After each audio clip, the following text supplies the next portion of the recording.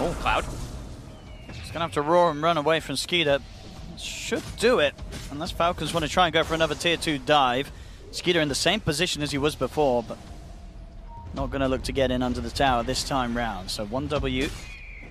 They'll stay safe, and as indeed the moments continue. Munkushi on that Monkey King. The net worth is rising. Yep. The gap between him and Skeeter slowly start to close. And the one cool thing about Battle Fury in comparison to something like Gleipnir, it's just straight physical damage, right? So you get that 65 rather than, what, 30, I believe, that Gleipnir gives. So, yeah, with the damage that progresses when he's got Jingu stacks and all, with the Boundless, it's quite a bit of damage. Yeah. And we're seeing it a few times now with the farm that Cloud's got on the Beastmaster and the fact that he is having a good game. You know, Skeeter's not really able to go for him in these solo kill potentials. He doesn't at the moment have the damage to take down this Beastmaster. Cloud, as you say, progressing with the items, Blink online. Another beautiful Shackle. And with the damage coming in with the backup of Munkushi, that's Malorine gone. Oh, Jump forward as well. They could try and chase for crit. I mean, Snake King and Skeeter have turned up to try and fight back. They'll look over towards Munkushi, got his what the BKB, and now Snake King's kind of trapped him with him.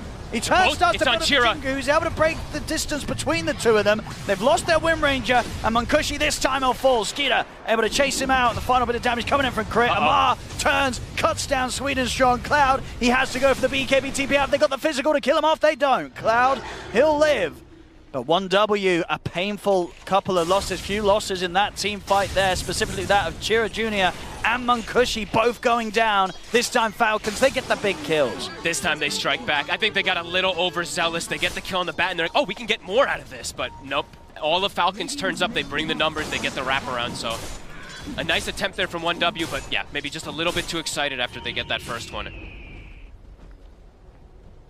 Cloud wasn't there until pretty much the end of the fight, too. They do need this Beastmaster if they want to keep going for some of those. Malorine. Cloud. Seeing if you can close the gap there on Cloud, but Cloud, he's out. Pipe's finished up now for Amar. So on top of that Aghanims, now he's got that extra survivability for his team to be able to go for those crazy type of dive plays. And the lead has, I mean, just after that one fight, it did swing pretty big. It stopped at, what, 3K for a second? They've all finished up a full secondary set of items. And Chira almost having BKB. He really needs it because it feels like he's just a free kill if they lasso him. Oh, talking about a free kill, he has been found. Irrespect's going to try and help out. Comes in with the cogs, but there's no saving the Wind Ranger. Chira Jr. dead again. He's just too susceptible to this magical burst. If he gets caught in any type of them, he's just dead. They will have the follow-up. 5 times now they've been able to find this Wind Ranger. He's found some good shackles, but they've been able to find the better grabs just to be able to finish him off. And they have this ward bottom. They saw Cloud, I believe, for a second, but he's able to at least get to high ground. Gleipnir setup. Diving the tier 3, maybe a bit too risky, and indeed, especially with the backup of Sweden Strong. They're trying to pop some BKB. kisses, though. And yep, Cloud feels pressure to put the BKB with the kisses coming in from crit, so he has to BKB and walk it off. That's a pretty smart usage there of the kisses. Now they're kind of trapped in their base, no BKB up on their strongest hero. And they're kind of trapped. All the lanes are shoved in onto their side too. How can 1W get out on the map now? Things are looking more and more complicated in just a quick matter of seconds there. Falcons, they're going to be very close to having the strength to approach the high ground with the auras coming online. You know, the pipe's already done on Amar, and he's well on the way towards the Crimson. And Skeeter just, I mean, I swear he was like 14,000 net worth about 4 minutes ago or something. I think he's farmed like 4,000 gold in 4 minutes or less. He's got a full BKB on. Full BKB, and he finds the Vindicator's Axe, which is probably the best neutral item you can get versus a Beastmaster Monkey King Wind Ranger lineup. They stun him, he's going to have plus 20 armor. And he's got the amp damage in the bottle for the next potential push, and 1W kind of stuck in their base. Chira needs to find space to be able to finish his BKB. Falcons, they can take their time. They can look for Roshan. Yep. They've got, what, 75+% map control now at the moment. And Roche, it is back up. Chira still doesn't have the BKB, so fighting into that Roche area, it would just be suicide for the Wind Ranger. Yeah, I don't think they can contest this. Nope. You know, Falcons get themselves in position to take down Roche. They'll do it at a speed that 1W won't even have the choice to get over there in time. Man, the first 20 to 25 minutes or so was kind of close in that front. Like Falcons having a lead, but just one fight really exploded everything. This deficit is enormous now. Like you said, full sets of items, almost 2 full items on each core. Amar with the Crimson and a pipe.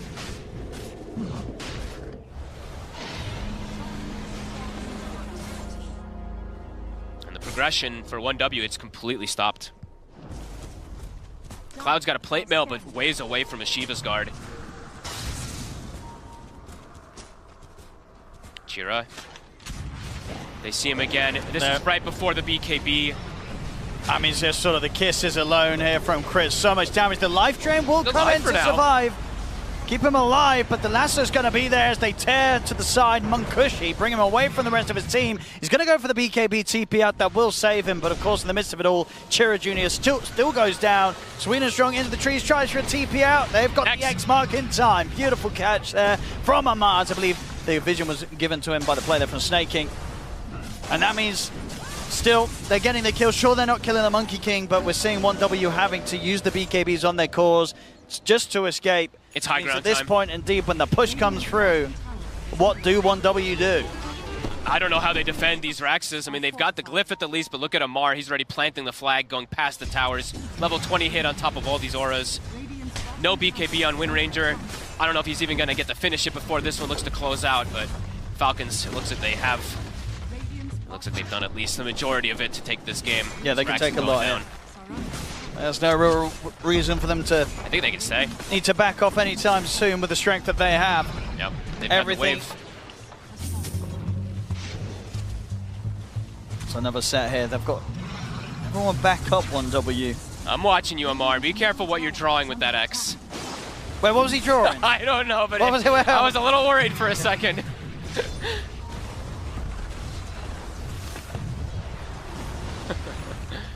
Catapult wave. And yeah, Wind Ranger has to sell an item to finish the BKB, and this is potentially the last hurrah. See what they can get. The long wraparound. I mean, I guess you got to go on Snake King, right? Have to stop him from Snowball. Exactly. The Snowball's just going to save anyone else. But the boat and the Crimson and the pipe, I mean, at this point. Oh, that's not one way to do it. Oh, no. Well, let's pretend we didn't hear that hook shot happened. But that was not the way to try and start the final fight, potentially the game. Never mind, they still have a chance here with the Wukong's command laid down. No, they don't. He got pushed out of it. So the Wukong's command gets put to a stop. They've got the shackle on a Snake King. He's pretty tanky. They're taking 0 damage. Being kicked out by Amar. I mean, they're just not doing anything at all. They're not doing anything. They've just got to run. They're getting picked apart one by one. It's all too much here for 1W at this point. Falcons, they'll kill off the 4 of them, respect the last one left alive. GG. He'll live alive long enough to call GG. This one's over. Falcons taking game 1, Fogged. Yeah, like I said, first 20-25 minutes was pretty decent, I would say. I mean, they went for Focus Fire on the Wind Ranger, which I think also slows down his momentum and his growth overall. You could see that Chira's farm was pretty stagnated, I feel like, and he was like desperate to find kills to be able to get that farm going, which he did get some cool shackles, but this game exploded very quick. 20-25 minutes decently close, one team fight that goes poorly, game's kind of over.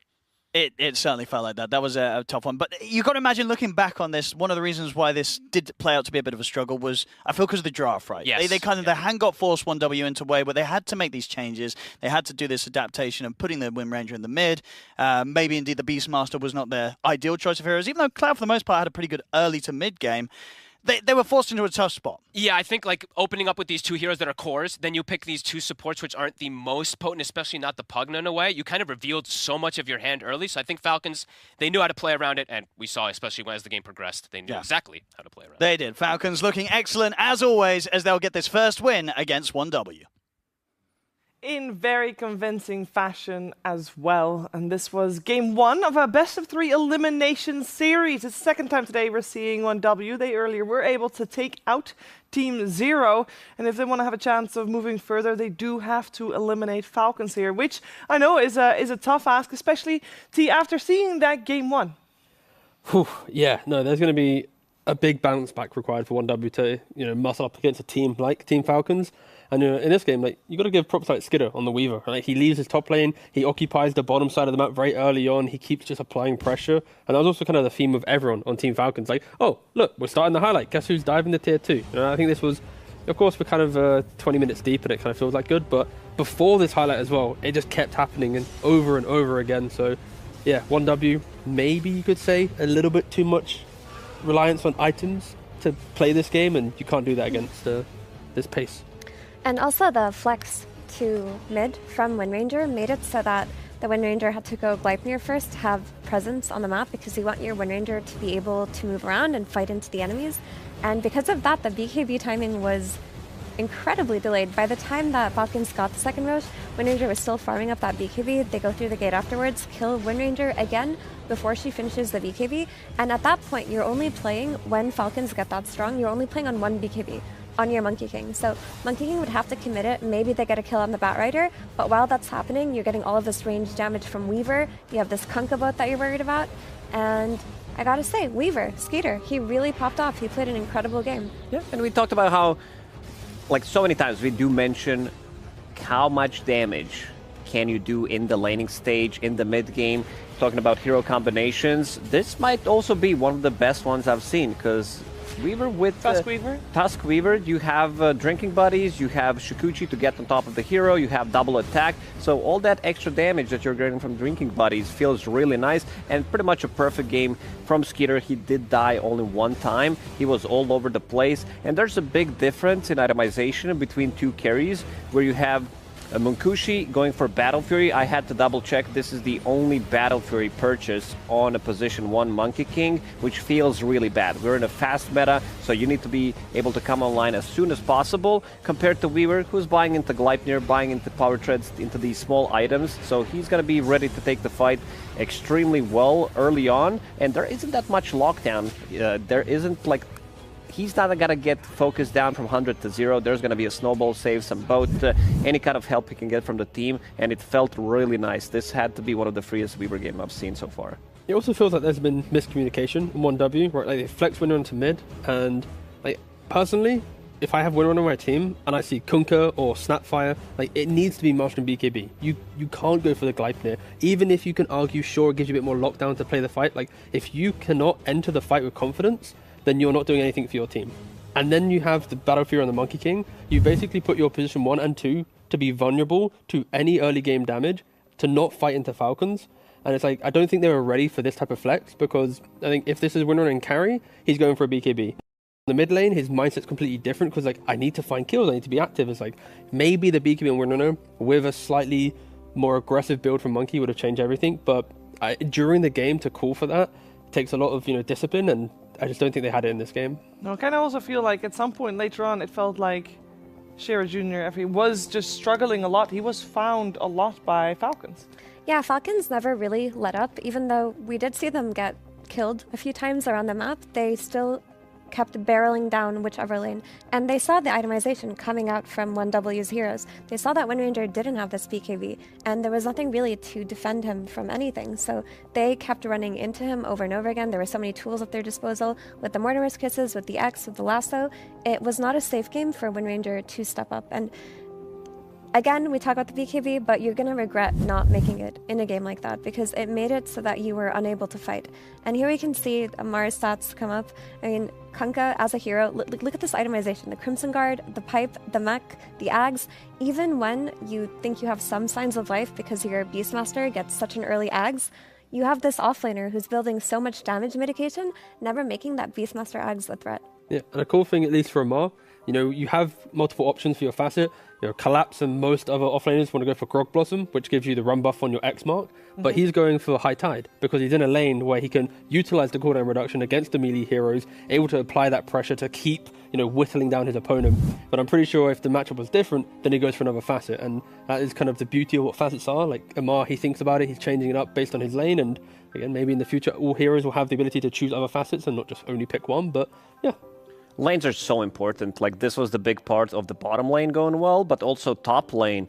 Sweden Strong, he did not have the Cripify until level 4, which was a bit of a mistake there. I think you need to have that maybe even at level 2, because you're playing against most of the physical damage, drinking buddies, you have Weaver getting on top of you. So you need some kind of a defensive tool to be able to punch back, and they didn't have any. Also, you're playing against Beastmaster. That's a really good matchup for Weaver, because you can dodge the axes, you can kill these boars easily, and they snowballed out of the lanes. There were some really good mid game team fights that 1W did take. Some really nice shackles coming out from Chiro Jr. But other than that, they had their number. And also seeing Malrine play, one of his Siggies playing this Batrider also shows that Team Falcons, they're not afraid to experiment, pick a really strong hero when it's a good game for it. Yeah, and I also do want to highlight that a big part of Falcon Snowball did come from Weaver.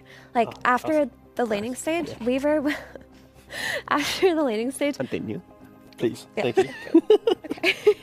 Skeeter goes through the gate very early on because Malrine made a rotation to shut down Munkushi's Monkey King. He actually got away, and at that point he was doing pretty well on that lane. So Skeeter made it his job to shut down the enemy carry. He did not stay on his lane very long. He went through the gate, he got a kill on Monkey King, and he stayed. He kept farming the enemy jungle, and then we saw Skeeter diving that tier 2 really early on in the game, also killing the Monkey King, bringing hero TPs to that lane. Like, he felt like a one-man show after the laning stage at some point. Skeeter is the only player in Dota 2 that has his own facet. That's how good he is on this hero. He has Skeeter step. Just want to point that out. Very fair point. Have you been sitting on that one for a while? Yeah, first time when I saw it, I'm like, it's going to be a perfect time to say thanks for the production, for bringing this up on screen. No, he did play great. His whole team played great. And it makes me wonder, we mentioned all these things that Falcons did well and that 1W was just basically one step behind in the draft, as well as in items, as well as in gameplay. And it makes me wonder where they should focus in game number 2 to have a better showing, because we said the only time that they could do well in the previous game was if they stretched out the game very long, which is a tough ask to do against a team of Falcons caliber. Yeah, it's a difficult one because draft-wise, like, if Pugna gets decrep before level 4 or whatever, and actually can delay the tag team damage, top lane can go better. If they can then do that, then they play behind Beastmaster. If Winona buys a BKB, they can maybe take a fight. I think we don't really need to harp on the draft too much in this game, because I think there are so many small decisions made by individual players that prevented them from actually showing what 1W can do in the competition and what they've done so before, that it's kind of hard to really find excuses elsewhere. So yeah, I think individually they just need to have a better read on the game, because if they don't, then yeah, Falcons are looking to potentially 2-0 this one. Ooh, Just play better is what T says, basically. Yeah, that's Yes, always correct, the case. But looking at top 3 offlane combos, I knew Konka Snapfire, we did mention it multiple times, is super strong, but the win rate is really up there. These 2 heroes, because you have a way of setting things up, you have quite a lot of damage, you have sustain in this lane, you have so much like damage mitigation. You have Cookie with the shard, extra healing that comes out, and also Mirana. And I think that's only Cloud9. Okay, that must only be Cloud9. Because I've been trying to remember which team did play it. We've seen, a lot of Team Spirit bringing out this Snapfire plus Konka combo. Worked really well for them. But this one is also... I see a lot of Snapfire, though. This hero is really good because she can keep the distance. You can build pretty much anything that you want from position 4. And you're never going to lack damage with this hero, no matter what. Very true. You want to see some other combinations, Effie? I do. For example, some safe lane combos that have been doing really well at this international so far. It's not surprising to see the cat ladies with the tree in there, surely. No, not at all. I mean, it's the standard high damage range DPS carry plus big strong melee position 5. I am surprised the Mirana plus Treant combo is at a 33% win rate, because Mirana is the highest win rate carry at the moment, I believe, with an 80% win rate. I have not verified the stats exactly, but I do believe she is winning most of her games and is respected as the OP hero at the moment from either support or safe lane. So maybe the teams that have run the Mirana plus Treant have pushed it down a little bit, but the only time teams ban out the Mirana or the Treant for that matter is when they let them through, is when people know that they can counter it. They have a plan catered towards it, which is probably why that doesn't win as much. Yeah, Mirana has a 64% win rate so far in the tournament, and yeah, I think it's just a hero that's been played so much by everyone that the stats will be skewed by some of the teams who are already eliminated, trying to play what the better teams are doing. do you have the stats from Carrie? Because I think at the start of the show today, the first panel brought it up. Going deeper, please. Give me a second. It's also because indeed we saw the win rate of the yes, Mars my Mirana. apologies. Let me develop the stat further. Yes, 63% overall. Yes, core offlane, 100%. Core safe lane, 47%. 4 position, 80%. That's That's Saxa. where the 80%. So the Saxons But of the that's world Saxa. are inflating these Yes. stats a I little see. bit. There we go. Because she seemed to be the carry that comes online slightly later compared to some of these other carries like Luna and especially Windranger.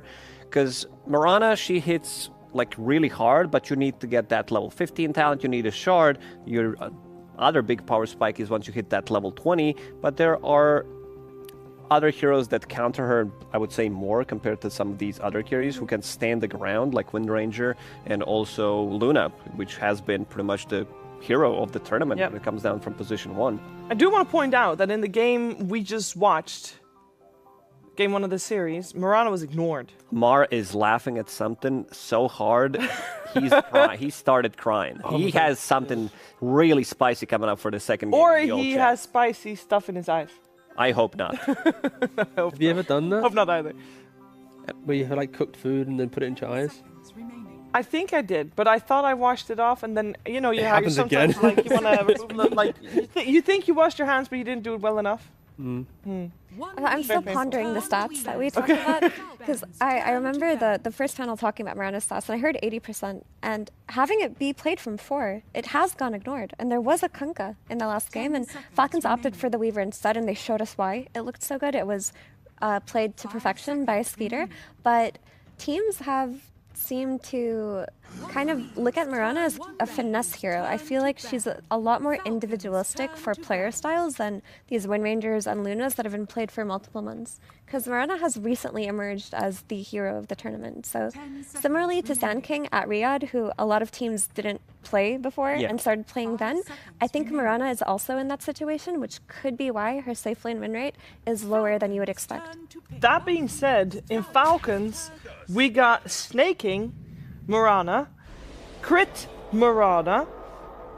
They're both very strong. They are. I'm just looking at the draft, which is pretty much the same openers, but When you say pretty much, you mean like 100%. 100% yes. I don't want to see Windranger being picked up for one dub team after, because they reveal too much. These two heroes are physical damage cores. There is some mixed damage, of course, with the Windranger, but I would say that they reveal too much when it comes down picking up your position 1 and position 2 immediately. Sure, there's some flex to it, but they didn't flex it in the end, and I feel like you need a different approach, especially when you play against Falcons. And they could hit them with the Bat Band too on 1W if they want to potentially rerun something similar, because that is the hero that threw their draft into turmoil. 1W might also just go, if we ban Weaver and let them have Luna, that feels better for them, because they, no way can a Luna play that deep into your map than the Weaver did, right? So strategically, if you need a little bit more time to come online, Luna, you play from lane back to the jungle. You might help take a 10-minute tower, but after that, you retreat to your jungle. So this could just be a do the same draft, ban the Weaver this time. If they want Luna, they get Luna, but at least we're going to have, at least opportunities to find our rhythm into the game. It's Falcons that make the first change. They ban out Batrider. They could be looking at Windranger for themselves. That's a potential option. Yeah. They're kind of reminding 1W that if you want to go down you ban this here, then suddenly you're opening up more opportunities for us to punish you elsewhere. So the Batrider kind of makes them second guess the ban a little bit. Let's see where they go with this. As we said previous time, they banned out Luna and picked up Windrunner. Will they do the same thing? Or will they kind of almost have to ban out Windrunner if they don't want to pick it up. Windranger.